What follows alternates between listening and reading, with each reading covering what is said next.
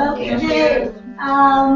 Number 2 stays here, and all the number 1 will go with Steve downstairs, and number 3 goes with Teresa downstairs.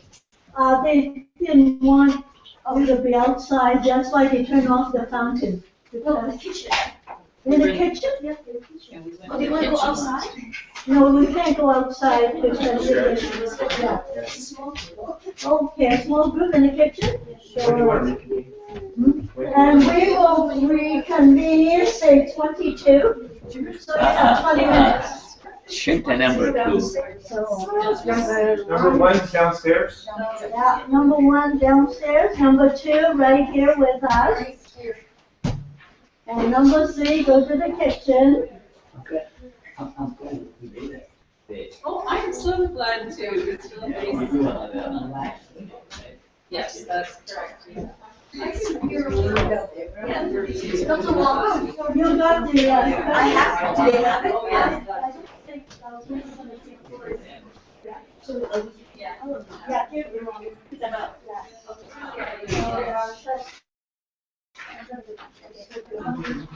It's only 16 altogether. Oh, we're gonna go 6 next. Oh, okay.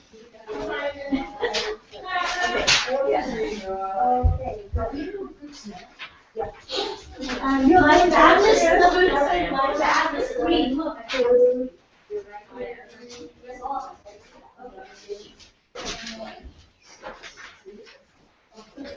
Thank you.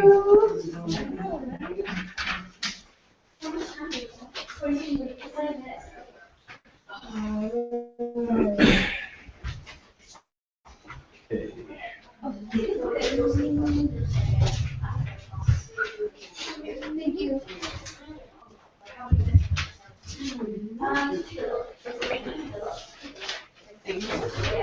You're welcome. All right. And do I still have to stay here? No. I'm going to try and get as much of the group in as possible, and then. All right. This exercise is created just to talk about, how do you use your own ethnic cultural identity. And we talk a little bit about in a big group, so not everybody got a chance to talk. So that's why we create smaller groups, that everybody got a chance to reflect and to learn from one another. And just to say, I wouldn't say it in the big group, but I'll say it here, Now, we have 4, and then we have 3 online, I understand. So we're going to make them face to virtual face. Is it easier if I sit over there for the group? Is it Yes, easier if I that go would over be. there, yeah? Yeah, that'd be great. Actually, and then I'll just turn this around. Mhm.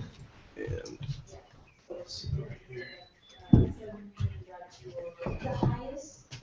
Yeah, so if I say, okay, I'm strong, I have strong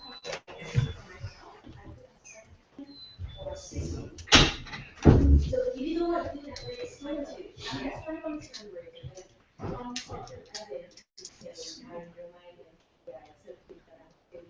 Yeah. Or you can simply just do what you do.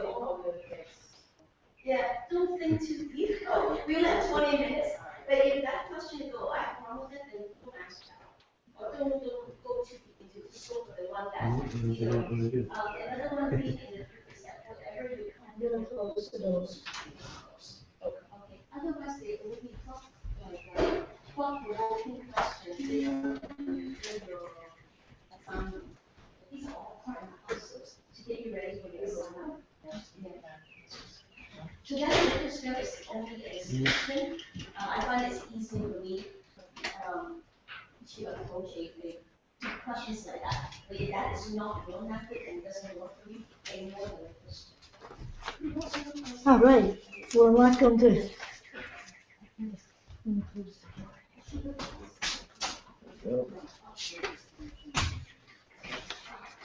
Okay, you just need to enable your microphone so we can hear you. Remember how you did that? Hi there. Okay. Yep. Okay. We'll turn it down a little bit so it's more natural. You say something?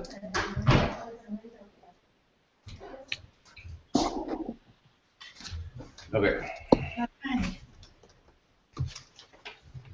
Do you find uncomfortable if somebody asks you, what is your own racial cultural identity?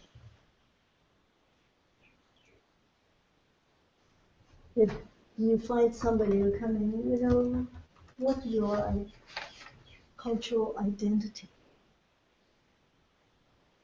It may not be phrased that way, but I do get people, because of my accent, saying, where are you from?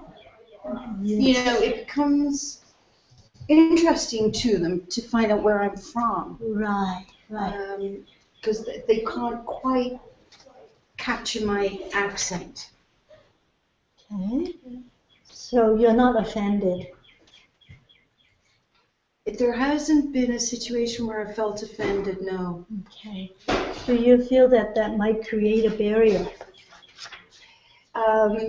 If it is, there have been some situations where I've wondered the reasoning behind the interest. If it is. Right. You, in the back of your mind, say, why? Yeah. Right? Mhm. I introduce myself, Renee. Accept me as Renee, right? And then all of a sudden, there is something I want to find out more about you that's different from me, right? Mm. So I think as therapists, you're going to be examined by all your clients, whether you like it or not, right?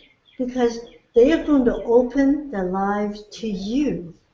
And if we are not willing to open ourselves, how do you expect them to be honest, authentic towards you and in the process, right? Isn't that something that we have to work on? We don't usually get that in our classes or in our training because they are afraid to touch the differences and the cultural aspect of it. So I think life itself also teaches you to sort of be aware of that. I mean, for you guys, but for me, definitely, being brown or Indian looking or whatever people's interpretations are. I mean, as you were speaking, I thought, there's about like 12 examples that came to mind.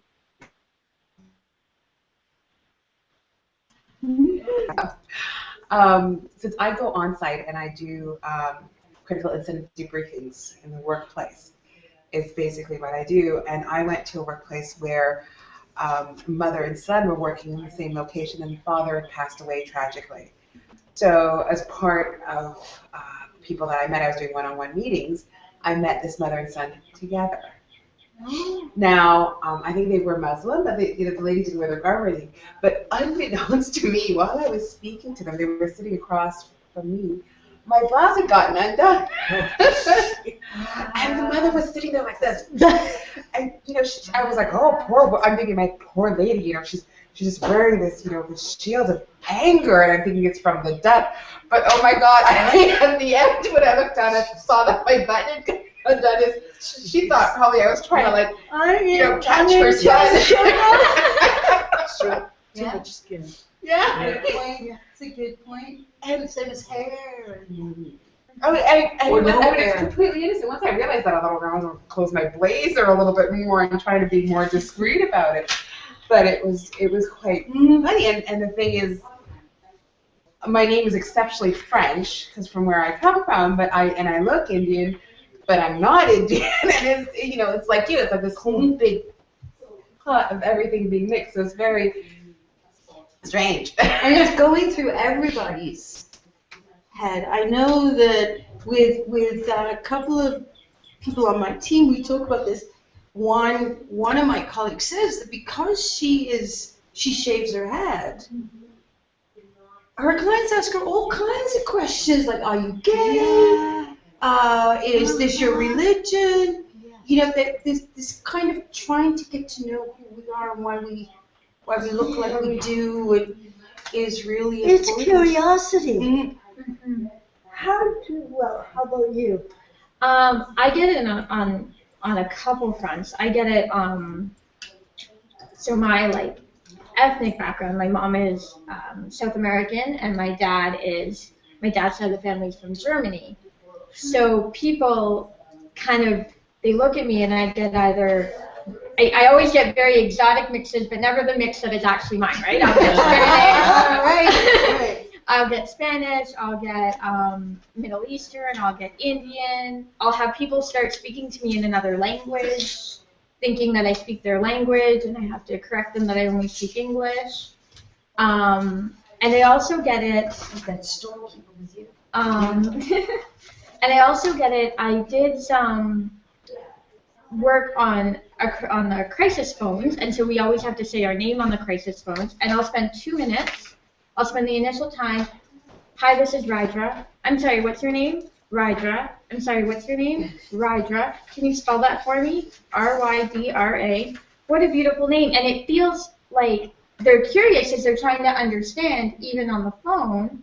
And it's curiosity, but at the same time, I'm like, it almost feels a little disruptive at times because it's like, I could have just said Anne. I can't, but like, it's like, wow. And it's sometimes that's a challenge to kind of get over that hump. And because I do it so often, it's actually like a little bit of a script in my world. It becomes so automatic that I'm like, can we just get on with this? But for every person I engage with, You spell your name now instead of waiting for them to ask. Well, I can almost predict. I can predict the introduction, right? And so people are like, oh, I'm gonna, and I can kind of in my head, I'm like, okay, this is the next step. Okay, and so I'm like, okay, now we're over it. Okay, now we can move on. How do you get over that feeling? I haven't yet. Like, I think therapeutically, it's sometimes a bit of a challenge, right? Because I think it's just my clients just trying to, a little bit of that sussing out, right? Like, who is this person? And trying to match the name with your appearance, and how does that all work, and how does that blend, and isn't that cool? But it's a hard part of that introductory process because it's all about their curiosity. And it's like, but I'm here for you, dig into the meat of what you're bringing in. But at the same time, it's almost like you need to have that little bit of openness, right? So to allow them that curiosity. And I almost predict, like, it's odd to me if it doesn't, if those questions don't come up or those curiosities don't come up.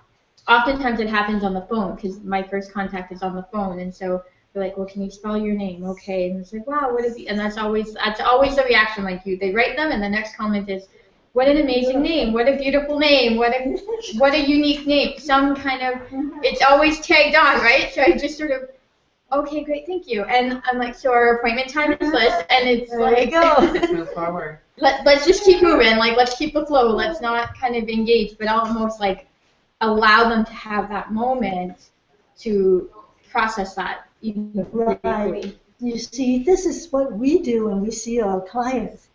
The first thing that we have the same reaction, don't we? Yeah.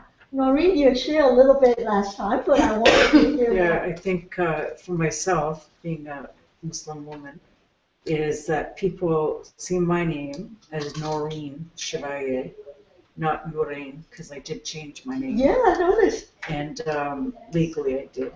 And so they see Noreen Chevalier. Then I come out of the office, meet them in the room, in the waiting room, and it's kind of like, it's kind of like what I get. That moment.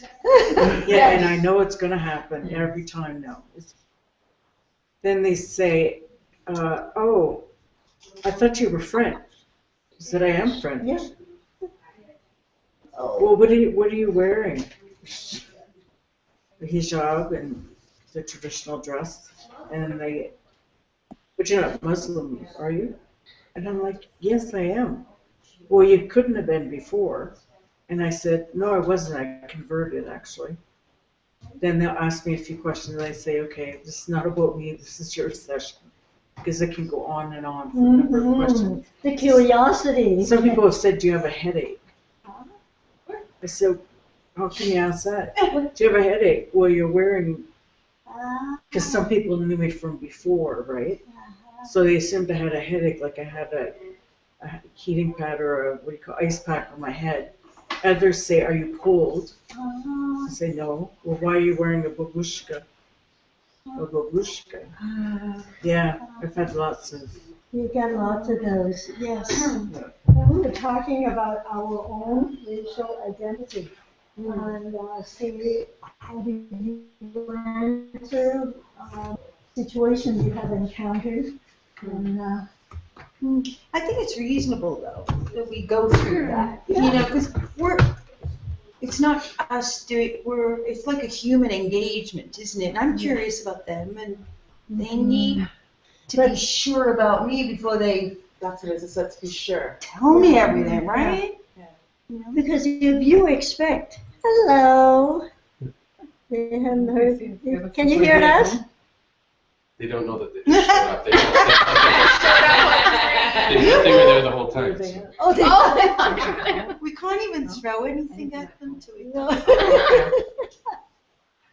Oh, isn't that interesting? For me, If you like to sit over there with your sure, if Renee will deal with me. Renee, I might cough, but I'm not contagious. Oh, okay. I'm not. I promise I'm not contagious. I promise you. Okay, unfortunately, to win that promise, you have to Not get sick. No, come on, I'm okay. No, I'm okay. No, I promise. I'm just giving you a hug. I'm contagious only to Josh. Hi.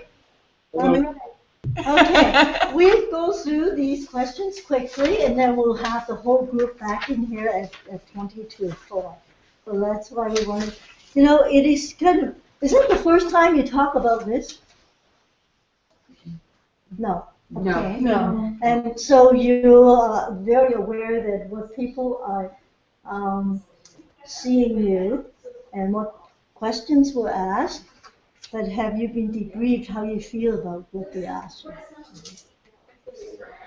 Oh, you're my colleagues. Yeah. Oh, can I talk really quickly about that last question, very, very quickly, about the racial identity? Because I think my experience is a little bit different than most. Mm-hmm. So I work around mostly in an African community. My questions are a little bit different because mine are, okay, so we know you're black, we get it. We can see that when they see me. So it's more focused around my religion because all of the families I work with are Muslim. So for me, they can't hit off the ethnicity of my skin right away. It's more, okay, so where are you from? I'm Jamaican. Okay. Well, what do you like? What's your background? Like, when you say background to me, well, your religion. What are you? Because you're not Muslim, clearly. Center type. Okay, so you must be Christian. That's their first thought. You must be Christian. That's the only other religion to them that they see me being a West Indian or Caribbean black woman. That's what they see. So my experience are a little bit different. I'm very much in my community, and they don't see color. They see religion. That's how they differentiate me from everything else. I guess again we're all the same color, so they don't use that. So it's a little bit different for me. I just wanted to share that quickly. And what about number 2? In what ways has your racial or cultural identity helped or hindered your professional work as a psychotherapist? I would say it has hindered somewhat because because my work is across in Detroit, and we get all American news, what's all over the media. Exactly. So we're all terrorists, and I really think that I've lost some clients because of it.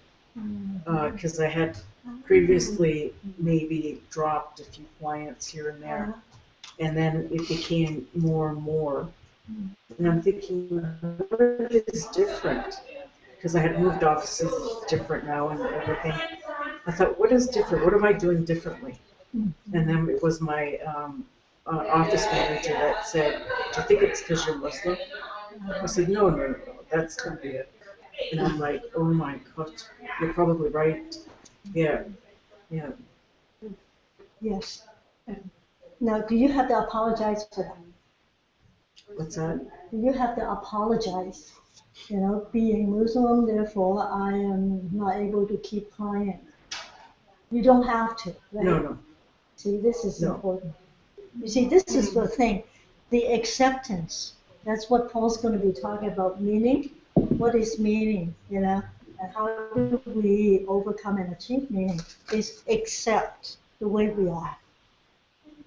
Yeah, I was gonna say for me, it's worked the opposite. Sometimes I've been on site, and then the manager, whoever it be, will do the quality assurance checkup call for feedback, and they'll be like, "Oh, well, thank you so much for sending somebody who's proud." And we're thinking, we didn't know that's what you wanted, but I ended up, the client ended up making a better connection with me because. Because of your they thought I could be from the same cultural background as them. identifying at the same Yeah. time. This is natural, right? Natural. You see? And we have to realize that we always find something different. We want to understand where they're coming from. It's curiosity, not animosity.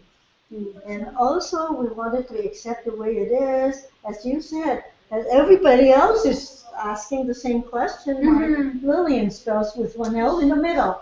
And I keep on saying one L in the middle. Right? So we all have to accept the fact that we are different. And can we turn the differences into a positive thing? I think it creates that opportunity for rapport, like, forget your name, I'm sorry. Renee. Renee. And Renee, oh my goodness. right. Yeah, well, Like- you have to spell yours to be with me. Like Renee was saying, it gives, clients come in and we kind of size them up. Yeah. Right? In a way, like we're there to get to know them, and I think it's reasonable in relationship for them to kind of take a moment and even allow them to take that moment to size us up and to kind of just take us in, right? Because if we're a voice on the phone, how many times have we, I know throughout just my life, there are people that I've just engaged on the phone with, I've never met in person.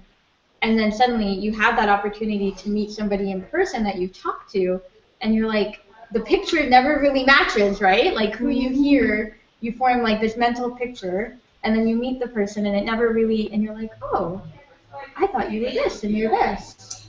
You see, what you can do, you could change that into a positive tool. You see? And you could say, yeah, I am a little different, but we are all unique. We were all created uniquely, but we are of the same essence. We are made of the same stuff just because we were in a different location in this world. And isn't that beautiful? If it's just all white. But if I will the be person's boring, right? if the person's really racist, whether it's color or language, I mean, we deal a lot with we have a lot of clients in Quebec, so I do a lot of phone consultations in French, and sometimes I'll get well, you're not French, and I ask, well, it's my mother tongue, and then there's this little boundary, and they're like, and I don't know if you guys know much about the Quebec culture, and Yes. it's A little bit. but then at that case, I just back off and I'm like, I'm not dealing with this. First of all, I moved out of Quebec for a reason. Yeah. I'm just going to pass it over to a client because I'm not going to convince that person. So sometimes it doesn't. You can't turn it around, and it's not even helpful to even. You see, if you want to build a therapeutic alliance, they always want to find ways, kind of pull away and see how you feel subconsciously. But if you are comfortable within your skin and you accepted who you are, your differences, and your, idiosyncratic behavior, language, accent, color combinations, you accepted that. So you don't feel offended, and therefore you are comfortable. When you are comfortable, for some reason, you project the warmth and the relational, positives. Then you get the reaction, and they are more comfortable. Then they could tell you about their story. You see, in order to have a therapeutic relationship, you have to be authentic. But it takes a long time to work through. But you can't say, okay, I'll be a therapist until I finish it all. No, we are always work in progress, a little bit at a time. But sometimes you got some belligerent people and just, come back to, how are you going to back off? Like this afternoon and say, well, somebody was so mad at me, like that. Well, we have to understand we cannot save everybody. We cannot do the best job with every single one. And that's acceptance. We do our best. We do the right thing. And that is important. Yeah. This, standard, very, it's a true self. Okay? And it has to be ethical. Okay, it doesn't matter how people treat you, you do the right thing. And how often do you feel you are discriminated against in your professional circle? How do you know whether it is a case of actual discrimination or just your own sensitivity and vulnerability? I think we answered that partially. I'm not sure that I would know 100% of the time. I have had people say to me, I really don't think it's too difficult in Canada for people to understand my culture, my religion. You wouldn't really get it, Renee. And that is helpful because it gives me an understanding of kind of where they're at in their heads. Yeah. And it's a moment, do we move on? Where do you want to go what with is this? your reaction to them? What would you say to them?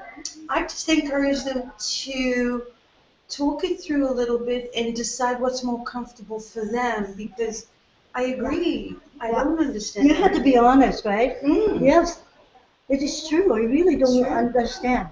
But teach me. You see, you've got to be very open and we have to be humble. We don't know. How dare I enter into somebody that I don't even live with, right? So teach me. I try my best to understand you so that I can, with my knowledge and training, can help you.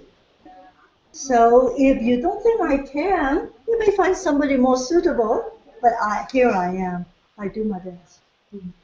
So I think it's so important that we don't get all this, because we're human, but we are trained human not to be irritated by all these ordinary irritants. Doesn't make sense, does it? But we chose this profession. We could be doing insurance and make a lot of money, but we don't. Yeah. Or sell houses and make another $1 million, right? All right. Okay. How about number 4? How do you manage your disgust towards cultural practices you perceive to be barbaric, such as female circumcision and honor killings? Isn't that something? Yeah. I worked with women, abused women, and what I still do now.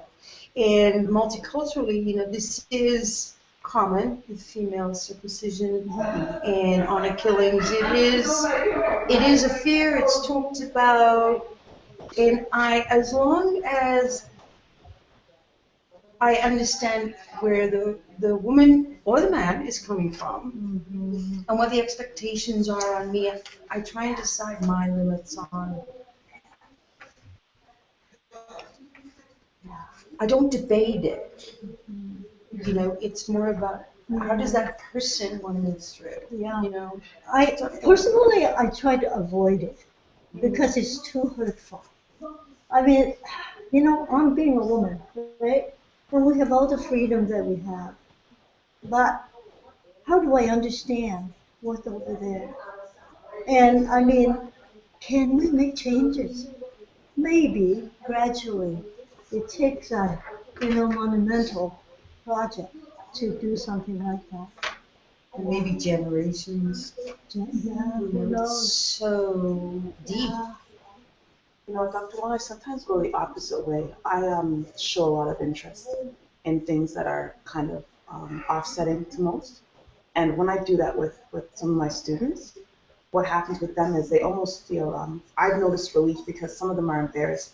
The female circumcision one is a huge one that I deal with, especially with the community that I deal with. And a lot of them don't have anyone to talk to about something like that, especially as a woman. They can't talk to their mom because their mom usually the ones who have ordered that to happen to them. So when it first comes up, they almost look at me to see what my reaction is. That I don't really react to things, right? So I don't show reaction. So when I don't show a reaction, I'm more asking a question. They're kind of like, oh. And then they're willing to share their experience with me, right? And continue to share because again, for them, some of this is embarrassing, right? And they don't have anyone to talk to about it. And So, this is another thing that we should not practice alone. We must have associates. And when you encounter problems or clients that you don't feel comfortable, or you just feel this is just too heavy, and I am not, ready for it. But I do know that Simone has that experience. Let's give her a call. How does that sound? what's been good for me is that my boss is my undercover supervisor. If she doesn't know it. Undercover. I just go, Love that. I just go to her with all my problems. Right, Dr. Wong? You see, this is why we need one another, and we do need peer supervision and peer help. So that's why you practice alone, and that's different. But then if you work for an agency, then you have the first thing to do is what are resources that I could count on? You see, that's legit. You could ask me. And I think we feel bad for these women, but we just pray that God will see them and save them the way, where they are. What is your understanding of cultural competence in therapy? I think we've gone through that pretty well. And what is the understanding of effective use of cultural self? Okay, perhaps you could think of an incident, a case, that you have used your cultural self and actually you're successful. Or experience difficulties.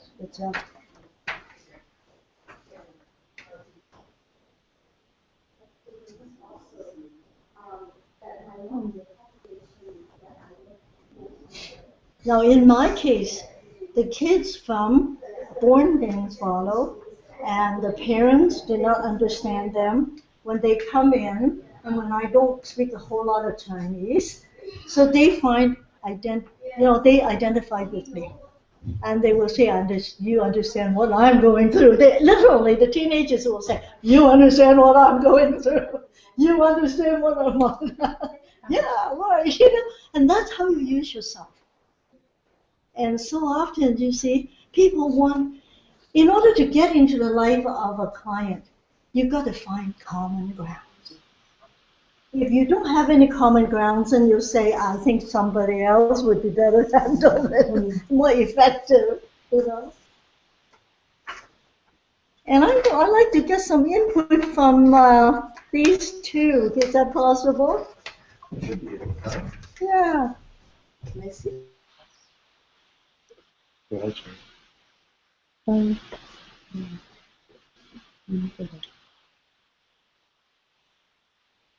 On this question specifically, Alright. can you start talking, and Lillian wants to hear from you. Sure. So the current question is what is your understanding of cultural competence in therapy? Well, anything that we have discussed so far, you'd like to input. Okay. Well, I think of the questions so far, I probably reacted or had most thoughts around number 4 personally. Uh-huh. The previous one about how do you manage or discuss towards cultural practices. So obviously a very difficult one. I actually was just looking at my notes from last week from Paul's session around the positive attributes of a good therapist. And I think what I struggle with there is the quality or the aspect of genuineness in dealing with those types of issues. Like how to be genuine, and as you were saying, Lillian, like how do you reflect a level of honesty about the issue, and maybe maybe it's just as you're saying right now, it's just that if we don't have the capacity to really empathize with that client or in that moment, then the best thing is to refer out. But anyway, it's just more of a comment than anything. But that's what I would particularly struggle with. Thank you, Sharon. Sharon.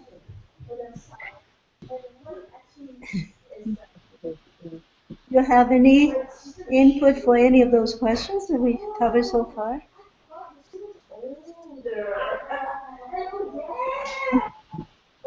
Not really. I think most of the thoughts were already voiced by the previous people that were speaking early on.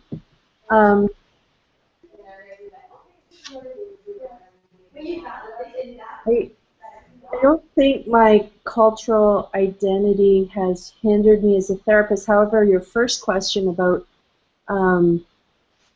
like, if somebody asked me personally, so, because I am a visible minority, is how do you react to that? And I do get a reaction. However, I learn to, over time, you learn to,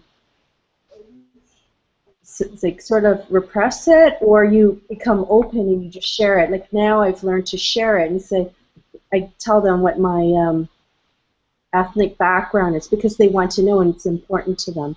But my gut initial reaction is, well, why do you want to know? It's about you. It's not about me. This session. So those are my comments for now. Thank you. Yeah, sorry, Lily, Gary might want to say something if we can get him. Okay. I don't know. Maybe unmute your microphone. I think personal identity is very close to home. And this is why when it's, if you could ask any questions, but when you ask about yourself, it's so close to home. And you always say, I'm vulnerable. What if they say, you, ching, ching, because you're Chinese, right? And they do all sorts of things. And you see, when we were little, we say, oh, don't, forget about them, they are ignorant. But it's not that. You see, it does hurt when you have little kids growing up and you have that.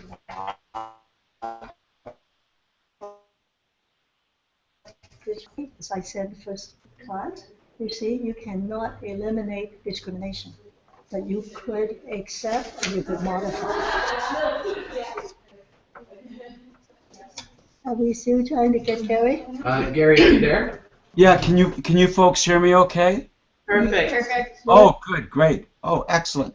Yeah, I'm enjoying this thoroughly. I think it was Scott who talked about the answer that I'm very taken with is how far to go in being authentic and disclosing with clients, and yet to always make it about their benefit and their advancement. And I've been musing a lot about that. The cultural thing I don't run into as much because I'm 70 years old, I'm white, I'm a man, and I don't get queried quite as much as, of course, others of you would. But this is a very helpful and good thing for me to hear, and I'm enjoying it very much, actually. Well, Gary, actually, you appear like blue with a nice circle on top of a bigger circle. Yeah, I am a little blue, but that's only in an exercise. Yes. I'm so sorry. I'm such a distractible person. All right. Okay, number 7 and number 8. Do you think that a bicultural identity is an advantage or disadvantage, and why? You know what bicultural identity is? Okay. Like a lot of my third generation, they are. If it's not bi, it would be tri. Eventually, yeah. I think maybe yes, maybe no. Okay. I think it depends. Yes. I don't think it's as unusual now In this as it may generation. have been when I was at school or when I was in where I grew up. So I think time and situations. Yeah. It is hard to say, isn't it? It's again individual. How you process your identity, how you reinforce, and how you accept yourself as an authentic self. But I wanted to read the number 8, and I want reactions. What is your understanding of being an invisible cultural racial minority, such as being a white Hispanic from Mexico or white followers of Buddhism or Islamic faith? I add one more, when you are gay or as lesbian. That's what I call invisible minority. And we have, as a society, have learned a lot. But still very, very difficult for the majority to accept and to be able to work through. And especially for families. So, yeah, the rejection is high, I think. Who does accept you? Here and this, so, here and this. Since I think we have used up all the time, and I was going to get everybody back together and debrief, and we won't be able to do that today until 9 o'clock tomorrow. Woohoo! All right? Breakfast at your place, Bill. Breakfast Scott. Bye-bye, everybody. Bye. See you tomorrow Good evening. morning. Thank you, Lillian. Thanks, Lillian. You're most welcome. Have a good evening. Yeah. So I'll tell you.